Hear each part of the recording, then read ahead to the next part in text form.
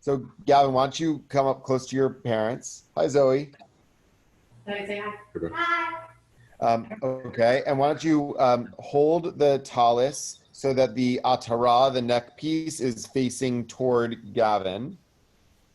Mhm. Yeah, like that, exactly. And Okay. and Robert, you can hold a corner of it too. Does it have the blessing written on the atara? Yeah, that's what I was unfolding. So Great. Perfect. So, okay. So before we put it on, just like to just pause and take a moment. That obviously, this this journey hasn't been how any of us envisioned it. This moment isn't necessarily in the time or the place that any of us necessarily would have wanted. But it's actually, I think, really powerful because the whole purpose of a talit is that it's a portable symbol of our values, a portable reminder of what we cherish the most and what we're called to do in the world. The reason we have a talis at all is that so no matter where we are or when we are in our lives, we can always remember and have Torah close by us, right? And we recite it in the Shema, and the Shema reflects several other symbols that serve similar functions, right? We have mezuzah, so that wherever we are, right, when we come home, when we go out into the world, we can stay connected to Torah. We wear tefillin, right, so that words of Torah are close to us as reminders.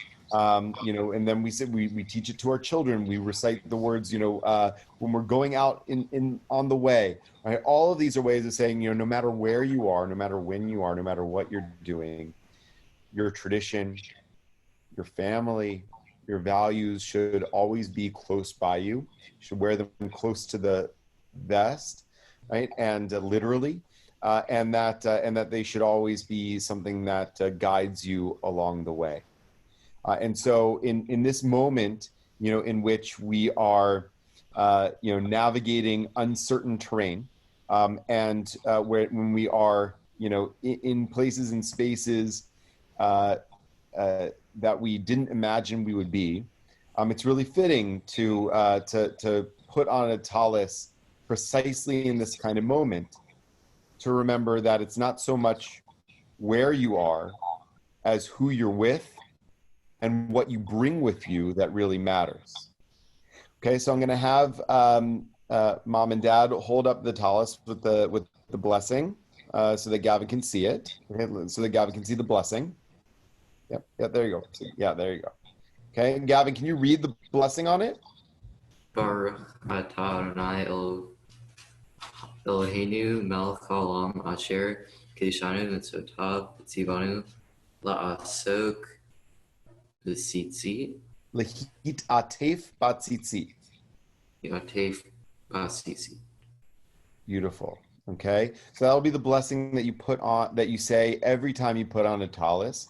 And I'm going to have your parents do for you what you would normally do for yourself when you put on a tallis, which is to kind of put it around you and first over your head so that you're enveloped by the tallis, but then on your shoulders.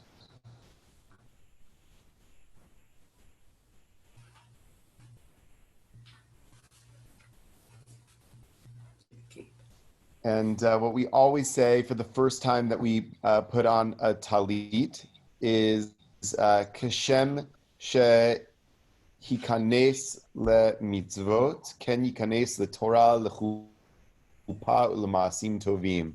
Just as you have reached this moment of assuming responsibility for fulfilling the mitzvot, which is symbolized by wearing a talit, so may you merit to continue on a path of Torah, of chuppah, which is the marriage canopy, someday maybe, but in general, meaningful and respectful relationships, and of ma'asim tovim, of deeds of goodness, of righteousness and justice. Mazel tov. You can give a kiss and a hug to your mom and dad. Superman. Superman's got his cape now. He's got his cape. Roll Tide. Roll Tide. You roll Tide. Thank you, Rabbi.